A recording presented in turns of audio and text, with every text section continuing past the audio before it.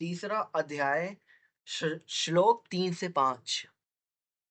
श्री भगवान बोले, हे निष्पाप अर्जुन, इस मनुष्य लोक में दो प्रकार से होने वाली निष्ठा मेरे द्वारा पहले कही गई है।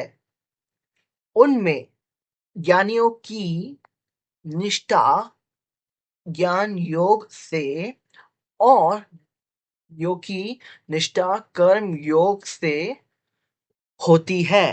लौकिक और अलौकिक, ये दो अवस्थाएं हैं। जो इस लोक की है वह लौकिक है और जो इस लोक से परे है वह अलौकिक। जब साधक अपना पुरुषार्थ, उद्योग, इच्छा करके भगवान की ओर आना चाहता है तो वह दो तरह से प्रयास करता है। जब उसकी निष्ठा सिद्ध हो जाती है तब भगवान अपनी कृपा बरसाते हैं और वही प्रयास अलौकिक बन जाता है। मनुष्य ना तो कर्मों का असंभव किए बिना निष्ठा कर्मता का अनुभव करता है और ना कर्मों के त्याग मात्र से सिद्धि को प्राप्त होता है।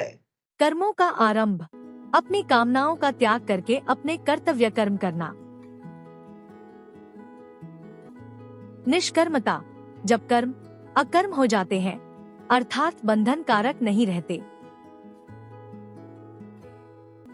कर्मों का त्याग, किसी कार्य को सिद्ध अर्थात पूरा करना हो तो उस कार्य को करना ही होता है।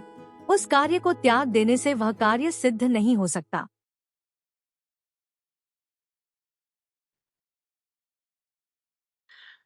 कोई भी मनुष्य किसी भी अवस्था में क्षण मात्र भी कर्म किए बिना नहीं रह सकता, क्योंकि प्रकृति के परवश हुए सब प्राणियों से प्रकृति जय गुण कर्म करवा लेते हैं। जीवित रहते हुए हम कर्म किए बिना नहीं रह सकते। कैसे? आइए इसे और अधिक समझते हैं। ये मुख्य रूप से दो प्रकार के होते हैं, स्थूल कर्म, सक्रिय कर्म। इन्हें बाहरी या प्रत्यक्ष कर्म भी कहा जाता है। इसमें वे सभी शारीरिक और मानसिक क्रियाएं आती हैं जो प्रत्यक्ष रूप से दिखाई देती हैं, जैसे व्यापार या नौकरी करना, रसोई बनाना, खेलना, पढ़ना आदि।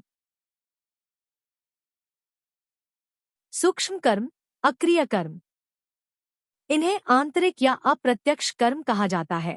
ये वे अवस्थाएं हैं जहां शरीर शांत दिखता है परंतु मन या चेतना सक्रिय होती है, जैसे चिंतन मनन, समाधि, निद्रा, सोना और मानसिक ऊहापोह, भ्रम आदि।